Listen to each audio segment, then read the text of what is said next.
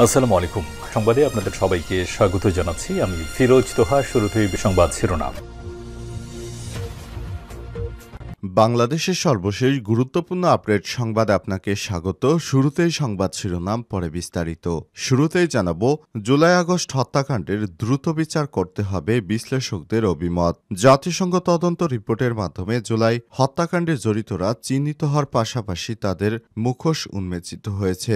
জুলাই হত্যাকাণ্ডে জড়িতদের বিচারের জন্য এই জাতিসংঘের প্রতিবেদনই অকাট্য দলিল বলে জানা গেছে। এরপর জানাবো, বাংলাদেশ ভারত সীমান্তে উত্তেজনা বাড়াচ্ছে ভারত। সীমান্তে দিনের পর দিন মানুষ হত্যা করেই চলেছে ভারতীয় সীমান্তরক্ষী বাহিনী বিএসএফ। ১৬ বছরে বিএসএফের গুলিতে নিহত ৬১৭ জন বাংলাদেশি। এদিকে রাজধানী থেকে জেলা যুবলীগের সহসভাপতি গ্রেপ্তার। রংপুর জেলা যুবলীগের সহসভাপতি মোহাম্মদ শফিকুজ্জামান শিপনকে রাজধানীর লালবাগ এলাকা থেকে গ্রেপ্তার করেছে যৌথ বাহিনী। গত দিবাগত রাত ২টার দিকে তাকে গ্রেপ্তার করা হয়। এবারে জানাবো, গাজীপুরের সাফারি পার্ক লুটে নিচ্ছেন ভারপ্রাপ্ত কর্মকর্তা।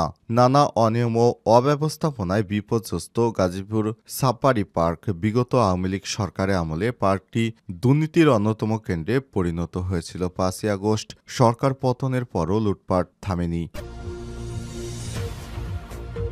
এদিকে বাংলাদেশে আইন প্রয়োগে নিরপেক্ষতা নিশ্চিত করার আহ্বান এইচআরডব্লিউর। বাংলাদেশে আইন প্রয়োগকারী সংস্থাগুলো যেন তাদের কর্মকাণ্ডের ক্ষেত্রে নিরপেক্ষতা বজায় রাখে এবং রাজনৈতিক সহিংসতায় অভিযুক্ত করার ক্ষেত্রে আইনের শাসনের প্রতি সম্মান জানায়, তা নিশ্চিত করতে অন্তর্বর্তীকালীন সরকারের প্রতি আহ্বান জানিয়েছে হিউম্যান রাইট ওয়াচ এইচআরডব্লিউ। এবং সর্বশেষ জানাবো, ভারতীয় পুলিশের ২ সদস্যকে গুলি করে হত্যার পর সহকর্মীর আত্মহত্যা। ভারতীয় কেন্দ্রীয় রিজার্ভ পুলিশ ফোর্স সিআরপিএফ এর ২ জওয়ানকে গুলি করে হত্যা করেছে তারই সহকর্মী। এই ঘটনায় ৮ জন আহত হয়েছে। এরপর হামলাকারী নিজের দেহে গুলি চালিয়ে আত্মহত্যা করে। প্রিয় দর্শক, এতক্ষণ শুনছিলেন সংবাদ শিরোনাম, এবারে বিস্তারিত। তবে তার আগে বন্ধুরা, অনুরোধ থাকবে সংবাদটিতে একটি লাইক দিন। এই চ্যানেলে আপনি নতুন হয়ে থাকলে আমাদের সংবাদটি দেখতে দেখতে চ্যানেলটি সাবস্ক্রাইব করে রাখুন, যাতে করে বন্ধুরা আমাদের পরবর্তী লেটেস্ট আপডেট সংবাদগুলো সবার আগে আপনার কাছে পৌঁছে যায়। এবারে বিস্তারিত। বিশ্লেষকদের অভিমত, জুলাই আগস্ট হত্যাকাণ্ডের দ্রুত বিচার করতে হবে। জাতিসংঘ তদন্ত রিপোর্টের মাধ্যমে জুলাই হত্যাকাণ্ডে জড়িতরা চিহ্নিত হওয়ার পাশাপাশি তাদের মুখোশ উন্মোচিত হয়ে গেছে। জুলাই হত্যাকাণ্ডে জড়িতদের বিচারের জন্য প্রতিবেদনটি একটি অকাট্য দলিল। আমার দেশের সঙ্গে আলাপে মানবাধিকার কর্মী, আইন বিশেষজ্ঞ, নিরাপত্তা ও আন্তর্জাতিক বিশ্লেষকরা বলেছেন, যত দ্রুত সম্ভব এই হত্যাকাণ্ডের সঙ্গে জড়িতদের বিচারের মাধ্যমে দৃষ্টান্তমূলক শাস্তি নিশ্চিত করতে হবে। পাশাপাশি এ ধরনের জঘন্য মানবাধিকার লঙ্ঘনের ঘটনা ভবিষ্যতে যেন না ঘটে, সেজন্য রাষ্ট্রীয় প্রতিষ্ঠান সহ রাজনৈতিক দলগুলোর মধ্যে প্রয়োজনীয় সংস্কার নিশ্চিত করতে হবে। ভারতে অবস্থান করা শেখ হাসিনা সহ তার সহযোগীদের জুলাই হত্যাকাণ্ডে জড়িত থাকার সুস্পষ্ট প্রমাণ রয়েছে। জাতিসংঘ তদন্ত রিপোর্টে শেখ হাসিনার বিচারের জন্য অভ্যন্তরীণ উদ্যোগের পাশাপাশি আন্তর্জাতিক উদ্যোগও জরুরি বলে মন্তব্য করছেন তারা। পাশাপাশি প্রতিবেদনের সুপারিশগুলো বাস্তবায়নের উপর গুরুত্বারোপ করছেন তারা। উল্লেখ্য, জুলাই হত্যাকাণ্ড নিয়ে জাতিসংঘের ফ্যাক্ট ফাইন্ডিং মিশনে প্রকাশিত রিপোর্টে মানবতা বিরোধী অপরাধ সহ নারকীয় হত্যাকাণ্ডের বিভৎস চিত্র ফুটে উঠেছে। বিতাড়িত প্রধানমন্ত্রী শেখ হাসিনা সরাসরি নির্দেশনা ও পরিকল্পনায় জুলাই হত্যাকাণ্ড সংঘটিত হয়েছে। এই হত্যাকাণ্ডে নিহত হয়েছে অন্তত ১,৪০০ জন মানুষ, যার মধ্যে ১৩% শিশু। আইন শৃঙ্খলা বাহিনীর পাশাপাশি জঘন্য ওই হত্যাকাণ্ডের দল হিসেবে আওয়ামী লীগ সরাসরি যুক্ত ছিল। আন্দোলন দমাতে দলটির সশস্ত্র নেতাকর্মীরা পুলিশের সঙ্গে মিলে জুলাই হত্যাকাণ্ডে অংশগ্রহণ করে বলে জাতিসংঘ রিপোর্টে উঠে এসেছে। জুলাই হত্যাকাণ্ডে জড়িতরা যে বাহিনীর হোক না কেন, তাদের বিচারের আওতায় আনতে হবে বলে মনে করেন বিশিষ্ট নিরাপত্তা বিশ্লেষক মেজর জেনারেল অবসরপ্রাপ্ত এম মনিরুজ্জামান।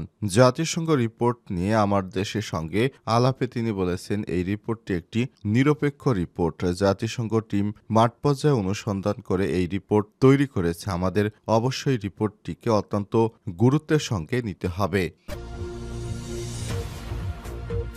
সীমান্তে উত্তেজনা বাড়াচ্ছে ভারত। সীমান্তে দিনের পর দিন মানুষ হত্যা করেই চলেছে ভারতীয় সীমান্তরক্ষী বাহিনী বিএসএফ। এরই মধ্যে সম্প্রতি বাংলাদেশ সীমান্তে নানা ধরনের উস্কানিমূলক কর্মকাণ্ড করে যাচ্ছে বাহিনীটি। বিএসএফের বাড়াবাড়ির কারণে সীমান্তে উত্তেজনা সৃষ্টি হয়েছে। বিশেষ করে সীমান্তের শূন্যরেখায় ভারতীয় বাহিনীর কাঁটাতারের বেড়া দেওয়াকে কেন্দ্র করে উত্তেজনা আরও বাড়ছে। তবে ভারতের সীমান্তে আগ্রাসনের রুখে দিতে তৎপর বাংলাদেশ। এরই মধ্যে কুড়িগ্রাম বিজিবির কড়া প্রতিবাদের মুখে শূন্যরেখায় লাগানো সিসি ক্যামেরা সরিয়ে নিতে বাধ্য হয়েছে ভারত। সীমান্তের পরিস্থিতি নিয়ে সম্প্রতি স্বরাষ্ট্র উপদেষ্টা লেফটেন্যান্ট জেনারেল অবসরপ্রাপ্ত জাহাঙ্গীর আলম চৌধুরী সাংবাদিকদের দেওয়া বক্তব্যে সেটি স্পষ্ট করেছেন। তিনি বলেছেন, রক্ত ঝরলেও সীমান্ত সুরক্ষিত থাকবে। বিভিন্ন মানবাধিকার সংগঠনের দেওয়া তথ্য মতে 2009 সাল থেকে চলতি বছরের জানুয়ারি পর্যন্ত 617 জন বাংলাদেশিকে গুলি করে হত্যা করেছে বিএসএফ। এ সময় তাদের হামলায় আহত হন অন্তত 1100 জন। রাজধানী থেকে জেলা যুবলীগের সহসভাপতি গ্রেপ্তার। রংপুর জেলা যুবলীগের সহসভাপতি মোহাম্মদ শফিকুজ্জামান শিপনকে রাজধানীর লালবাগ এলাকা থেকে গ্রেপ্তার করেছে যৌথ বাহিনী। বৃহস্পতিবার 13 ফেব্রুয়ারি দিবাগত রাতে তাকে গ্রেপ্তার করা হয়। তার বিরুদ্ধে বৈষম্যবিরোধী ছাত্র আন্দোলনের মারধর ও হত্যাচেষ্টার মামলা রয়েছে। এই যুবলীগ নেতা দীর্ঘদিন ধরে শেখ হাসিনা পালিয়ে যাওয়ার পর আত্মগোপনে ছিলেন। অবশেষে সেনাবাহিনীর একটি গোয়েন্দা সংস্থা থেকে প্রাপ্ত তথ্য অনুযায়ী তাকে রাজধানী ঢাকায় সন্ধান পাওয়া যায় এবং সেই অনুযায়ী তাকে গ্রেপ্তার করতে সমর্থ হয়েছে গোয়েন্দা সংস্থার লোকজন। তারা জানিয়েছে, এই আওয়ামী লীগের নেতা নাশকতা করার চেষ্টা করছিল। তাকে রাজধানী লালবাগ এলাকা থেকে একটি গোপন স্থান থেকে তাকে গ্রেপ্তার করা হয়েছে। গ্রেপ্তারের আগে দীর্ঘদিন ধরে তিনি সারা বাংলাদেশে নাশকতার চেষ্টা করছিলেন। অবশেষে আইনশৃঙ্খলা রক্ষাকারী বাহিনীর সদস্যরা তাকে গ্রেপ্তার করতে সমর্থ হয়েছে। বর্তমানে তিনি পুলিশ হেফাজতে রয়েছেন। আদালতের মাধ্যমে তাকে কারাগারে হয়তোবা রিমান্ডেও পাঠানো হতে পারে বলে জানা গেছে। শেখ হাসিনা বাংলাদেশ ছেড়ে পালিয়ে যাবার পর দীর্ঘদিন আত্মগোপনে থাকা আওয়ামী লীগের নেতাকর্মীরা আবারও প্রকাশ্যে আসতে শুরু করেছেন। যেই প্রকাশ্যে আসছেন তারাই যৌথ বাহিনীর হাতে গ্রেপ্তার হচ্ছেন। কারণ যারা প্রকাশ্যে আসছেন তারা অনেকেই নাশকতা সৃষ্টির পায়তারা করছে বলে আইনশৃঙ্খলা রক্ষাকারী বাহিনীর পক্ষ থেকে জানানো হয়েছে। সাফারি পার্ক লুটে নিচ্ছেন ভারপ্রাপ্ত কর্মকর্তা।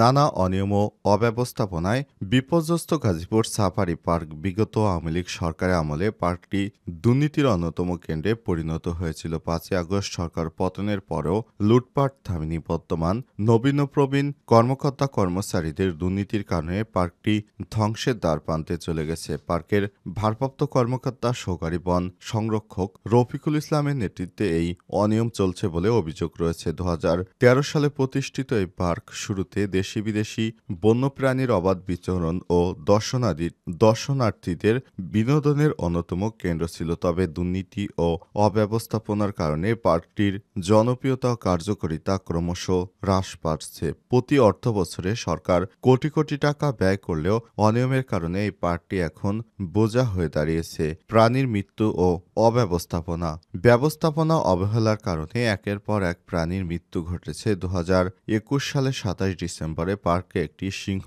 একটি ওয়াইল্ড বিস্ট মারা যায়। 2022 সালে জানুয়ারি ফেব্রুয়ারিতে 11টি জেব্রা, একটি বাঘ ও একটি সিংহের মৃত্যু ঘটে। 2023 সালের 20 অক্টোবর পার্কে মারা যায় একটি জিরাফ, যার ফলে পুরুষ জিরাফের অভাবে প্রজনন কার্যক্রম ব্যাহত হচ্ছে। 2021 সালে পার্কের 3টি ক্যাঙ্গারু মারা যায়। এরপর ক্যাঙ্গারু শূন্য হয়ে পড়েছে পার্কটি। এছাড়াও পার্কের লেকগুলো একসময় ব্ল্যাক ও হোয়াইট সোয়ানে পরিপূর্ণ থাকলেও বর্তমানে একটিও নেই। প্রাণীর মৃত্যুর কারণ উদ্ঘাটনে পরিবেশ, বন ও জলবায়ু পরিবর্তন মন্ত্রণালয় তদন্ত কমিটি গঠন করলেও কার্যকর পদক্ষেপ নেওয়া হয়নি।